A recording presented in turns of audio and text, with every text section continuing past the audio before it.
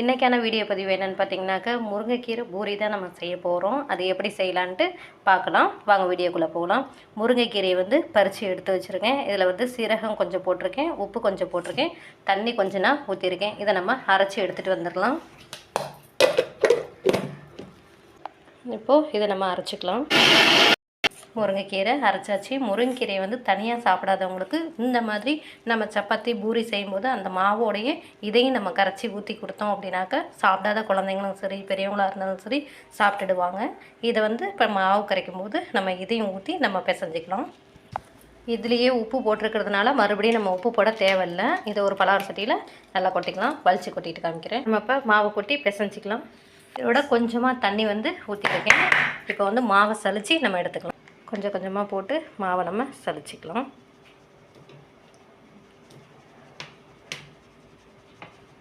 பாருங்க, மாவை சலிச்சாச்சு. இப்போ நல்லா நம்ம பிசைஞ்சிக்கலாம். நார்மலாக நம்ம எப்பயும் செய்கிற மாதிரி தான் நல்லா பிசைஞ்சிக்கிட்டு காமிக்கிறேன். உருட்டுற அளவுக்கு நம்ம பிசைஞ்சிக்கலாம். பத்தலைன்னா இந்த பாருங்க, அலசி விட்டு தண்ணி வச்சுருக்கேன். இந்த தண்ணியை நம்ம ஊற்றிக்கலாம். பாருங்க, இந்த மாதிரி நல்லா பிசைஞ்சிக்கணும். பிசைஞ்சிக்கிட்டு இருக்கேன். நல்லா ஃபுல்லாக பிசைஞ்சு எடுத்துகிட்டு காமிக்கிறேன். க்ரீன் கலரில் இருக்குது பார்த்தீங்களா? முருங்கைக்கீரை போடுவோம். நல்லா பாருங்கள், பிசைஞ்சு எடுத்தாச்சு. இந்த மாதிரி இருக்கணும். நல்லா பிசைஞ்சாச்சு. இது கொஞ்சம் நேரம் இருக்கட்டும்.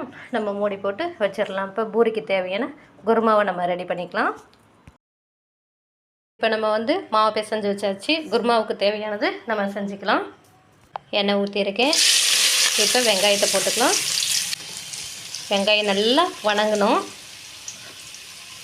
வெங்காயத்தை கூட கருவேப்பிலையும் போட்டுக்கலாம். நல்லா வணக்கி எடுத்துக்கலாம்.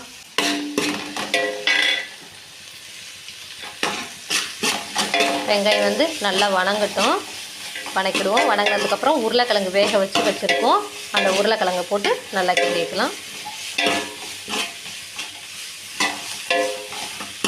ஓகே, கொஞ்சம் நேரம் வெயிட் பண்ணுவோம். நல்லா வணங்கி வரட்டும். வெங்காயம் வணங்குறதுக்குள்ளே கடல மாவை நம்ம கரைச்சி எடுத்துக்கலாம். கடல மாவை கரைச்சாச்சு. இது வந்து வெங்காயம் நல்லா வணங்கிடுச்சு. இப்போ வந்து நம்ம உருளைக்கிழங்க போட்டுக்கலாம். உருளைக்கிழங்கு போட்டு நல்லா வணக்கி விட்டுக்கலாம். இதுலேயே உப்பு சேர்த்துக்கலாம். உப்பு கொஞ்சமாக சேர்த்தாலே போதும். உப்பு போட்டு நல்லா கிண்டிக்கலாம்.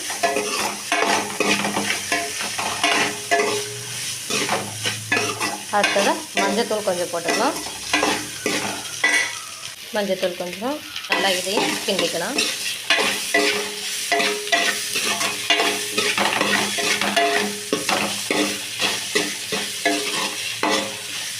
பச்சை மிளகாய் இருந்தால் பச்சை மிளகாய் போட்டுக்கலாம். அப்படி இல்லைன்னா மிளகாத்தூள் கொஞ்சம் போட்டுக்கலாம்.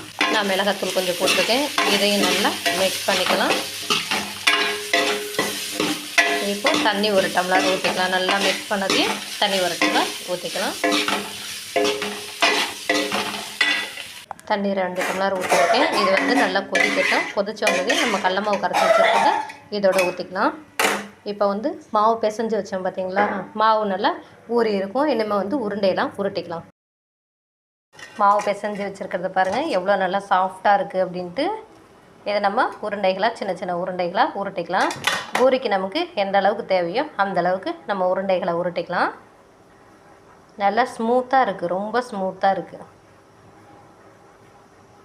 நல்லா அப்படியே ஒரு உருண்டையாக நம்ம உருட்டி எடுத்து வச்சுக்கலாம். இப்படி நல்லா உருட்டி வச்சுக்கலாம். நம்ம உருட்டி வச்சுட்டு நம்ம தேய்ச்சிக்கலாம். தேய்ச்சிட்டு காமிக்கிறேன். ஓகே, இப்போ வந்து இங்கே குருமாவுக்கு கொதிச்சிட்ருக்கு. நம்ம இந்த ஸ்டேஜில் வந்து கரைச்சி வச்சுருந்த கடல மாவை நம்ம ஊற்றிக்கலாம். கடல மாவு ஊற்றுனது நல்லா கெட்டி போடும். நல்லா வலிச்சுட்டு ஊற்றிக்கலாம். பாருங்கள் எந்த அளவுக்கு கெட்டியாக இருக்குன்னு. இன்னும் இருக்க நல்லா கெட்டியாகும். அவ்வளோதான், நமக்கு பூரி குருமா வந்து ரெடி ஆகிடுச்சி. இப்போ இதே வந்து பச்சை மிளகாய் போட்டோம் அப்படின்னா மஞ்சள்னு இருக்கும். இப்போ நம்ம மிளகாத்தூள் போட்டதுனால கொஞ்சம் கலர் மாறி இருக்குது. அவ்வளோதான். நம்ம இப்படியும் போட்டுக்கலாம். காட்டம் நிறையா வேணும்னா இந்த மாதிரி போட்டுக்கலாம். காட்டம் ஓரளவு இருந்தால் போதும் அப்படின்னா பச்சை மிளகாய் போட்டுக்கலாம். நம்ம பாருங்கள், ஏன்னா இது கடல மாவு வந்து அந்த பச்சை வாசனை போகிற வரைக்கும் நம்ம வந்து அடுப்பில் வச்சு வணக்கிக்கலாம். அவ்வளோதான். 1 நிமிஷம் வரைக்கும் நம்ம கிண்டிகிட்டு இருக்கணும். இல்லை அப்படின்னாக்க ஊற்றுற உடனே நம்ம கையை எடுத்துட்டோம் அப்படின்னாக்க ரொம்ப இதாகிடும், கெட்டிமாயிடும். நம்மளால் அதுக்கப்புறம் கிண்ட முடியாது. அப்படியே பிடிச்சிக்கும். ஓகே, இனிமேல் வந்துட்டு இன்னும் ஒரு நிமிஷம் இருந்தால் போதும், நம்ம இறக்கிடலாம். தேய்ச்சாச்சு பாருங்கள், நல்லா தேய்ச்சி எடுத்து வச்சாச்சு. இப்போ பூரி போட்டு எடுத்துக்கலாம். பூரி போட்டுக்கலாம். எண்ணெய் நல்லா காஞ்சிருச்சு. நல்லா உப்பி வரட்டும்.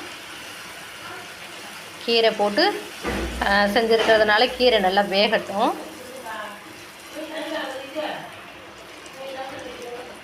பூரி நம்ம நார்மலாக போடுற மாதிரி தான், அவ்வளோதான். முருங்கைக்கீரையை நம்ம கரைச்சி மாவுக்கு தண்ணிக்கு பதிலாக நம்ம கீரையை போட்டிருக்கோம், அவ்வளோதான்.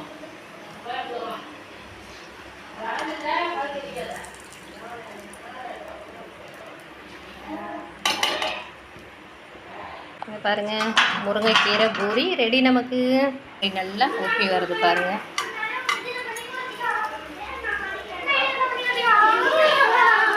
பூரி ரெடி. குருமா ஊற்றிக்கலாம். பூரி குருமா.